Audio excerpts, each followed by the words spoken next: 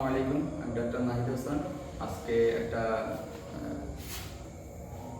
Incidents ঘটে গেছে বিকালের দিকে, যেটার কারণে আমি অনেক ইনজুর্ড হয়েছি। কিছু অনাকাঙ্ক্ষিত লোক প্রায় 30-40 জন এসে আমাকে আমার বাড়িতে এসে অ্যাটাক করে। তো আমি শারীরিকভাবে অনেক আঘাতপ্রাপ্ত হয়েছি। আমার হাত ভেঙে গেছে, হাত পা কেটে গেছে, শরীরের অনেক আঘাতের চিহ্ন আছে এবং তারা 30-40 জন মিলে আমাকে মারছে। এর পরবর্তীতে আমরা লোকাল থানাতে যোগাযোগ করি এবং সেনাবাহিনীর সাথে যোগাযোগ করা হয় এবং অতি দ্রুততার সাথে সেনাবাহিনীর যে অফিসাররা আছেন তার পুরো ফোর্স টিম নিয়ে আমাদের ঘটনাস্থলে দ্রুততার সাথে চলে আসে এবং পরিস্থিতি মোটামুটি স্বাভাবিক করার চেষ্টা করেন। এর পরবর্তীতে তারা বিভিন্ন ধরনের আমাদের পুরো ইনসিডেন্টসটা বিস্তারিত শুনেন এবং ঘটনাস্থলে যে আমাদের বাড়িতে যে চাপাতি দিয়ে কোপানো হয়েছে, দরজা ভেঙে ফেলা হয়েছে, বিভিন্ন জিনিস অলংকার লুট করা হয়েছে, এগুলো তারা প্রত্যেকটা ঘটনা তারা সূক্ষ্মভাবে এগুলো তারা ধারণ করছেন এবং তারা এগুলো দেখছেন।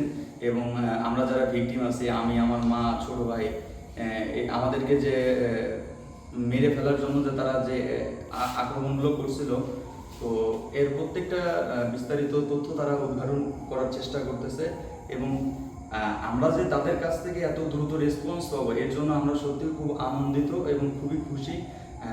কারণ বাংলাদেশ মানুষের শেষ ভরসা স্থল থাকে হচ্ছিল সেনাবাহিনী, এবং যেটা আমরা সবসময় অন্তরে ধারণ করতাম। আমার বাবাও নিজেও একজন সেনাবাহিনীর কর্মকর্তা ছিলেন। এর জন্য সেনাবাহিনীর প্রতি একটা ভালোবাসা আগের থেকেই ছিল এবং তাদের যে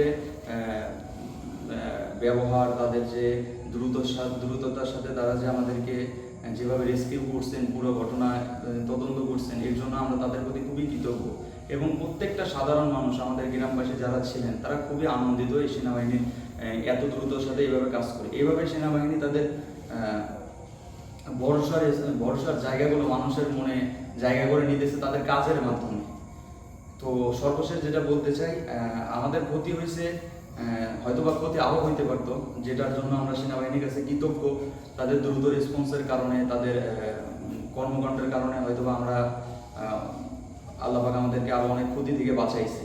তো সর্বশেষ আমরা সেনাবাহিনীর কাজের উপর পুরোপুরি সন্তুষ্ট আছি এবং তাদের সমস্ত কর্মকাণ্ড যেত বাংলাদেশের প্রত্যেকটা মানুষের সেবা করতে পারে, তারা যে আমাদের অত্যন্ত প্রহরী, তারা যে মানুষকে যেভাবে সেবা দিচ্ছেন, এ ব্যাপারে আমরা খুবই সন্তুষ্ট, খুবই খুশি।